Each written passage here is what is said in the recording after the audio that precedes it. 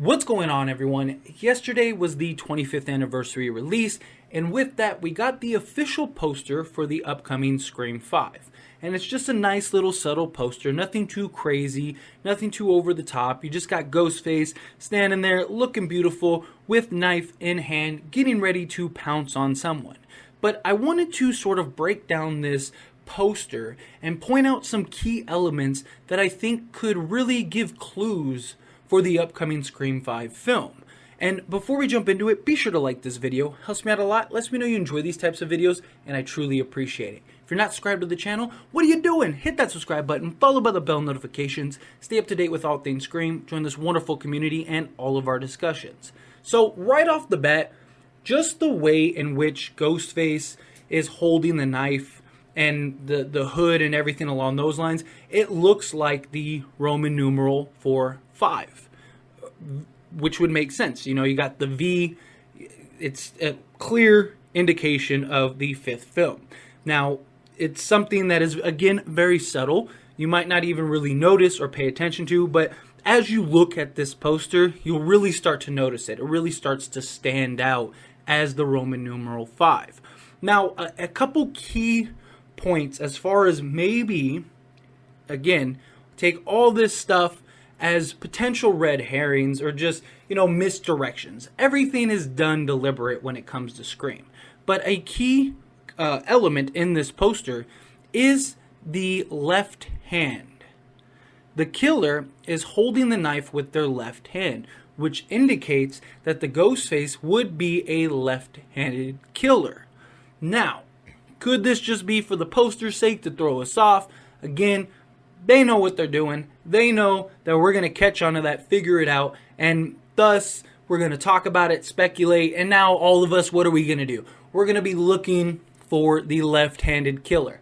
That's just how it works. That's how it goes. So it makes sense that they would sort of put that into the official poster to get us talking. But it is something worth mentioning. It is a very key sort of element for this poster because now it gives us a clue to see later on who is left-handed and could they potentially be the killer.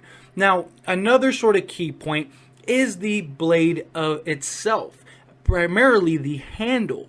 Now, it appears to be a very short handle.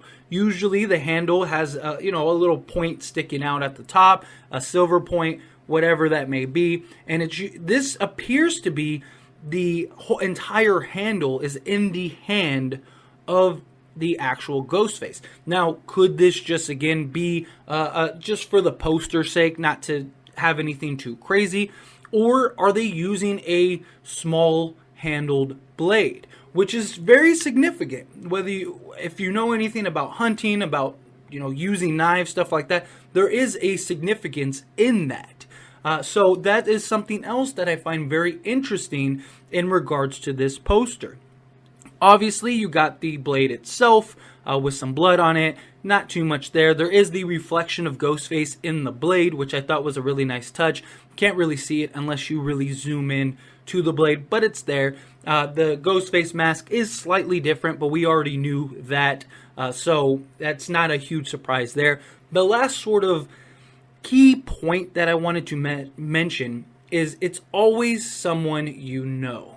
Now, there are a million ways that we can spin this. Obviously, the most easiest way is that it's someone you know because every Scream, it's been somebody that the group has known. It's very easy to say, oh, it's someone you know, because even in real world, most killings are by somebody. Very oftentimes, it's somebody you know. It's not just some random killing. But when it comes to the Scream franchise and the Scream film itself, it's very likely that they're just referencing the actual group of friends, and it's somebody in the friend group, which again is another sign for this Scream film. It could be, somebody that's connected to everybody. Again, another sign for the Scream film. But the sort of theory or idea that you could sort of draw from this is it's somebody that's connected to everybody. It's somebody that has ties to not only the past, but the future. I mean, you got to tie in the OG3, you got to tie in Judy, you got to tie in Martha. outside of her kids. So it would make sense that it would be somebody that has ties, that has connections to the past as well as the present, maybe even a duo. You know, it's the Judy and Wes Hicks theory. Now, that doesn't mean that it is them, but I'm just saying something along those lines where you have a connection to the past, a connection to the present, and they are sort of teaming up to take out both generations, I think makes a lot of sense and is something that could really reflect in the film. But overall, the idea is that you have to have that main connection. You have to have somebody that is, or something at least, a story, whatever that may be, to link and draw in your Sidney, your Gale, your Dewey. Especially Sidney. Dewey makes sense because if he's still the sheriff or not, he's still in the town of Woodsboro. Gale, as far as we know, same thing. But Sidney, as far as we know, is not in Woodsboro. That she is in a different place entirely. Very likely the home that she was in Scream 3, because we had no indication in Scream 4 that she moved elsewhere. She only returned to Woodsboro for her book signing and for her promotional tour for the book itself. So it's very likely that she is in a completely different city, town, all of that, and just kind of in her own little space. So you need something to sort of pull her in, to draw her into this film and make it all work and tie together. So I just wanted to point out that these are all significant clues that could really play a role in identifying and contributing to the whodunit aspect of this upcoming Scream 5 film. I mean, again, take it with a grain of salt because nothing is done by accident. All of this is deliberate. It's always been the case with Scream.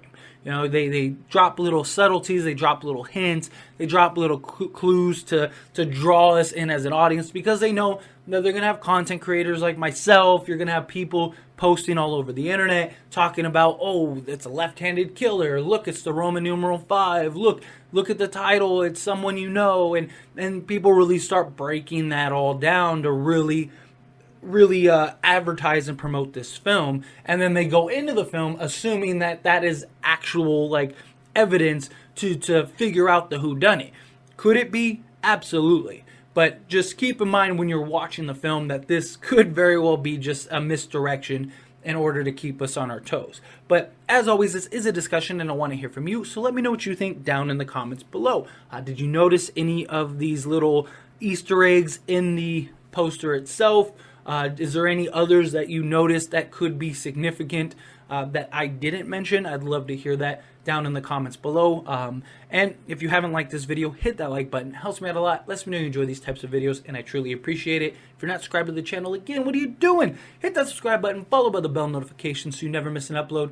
I'll see you all in the next one. Thank you.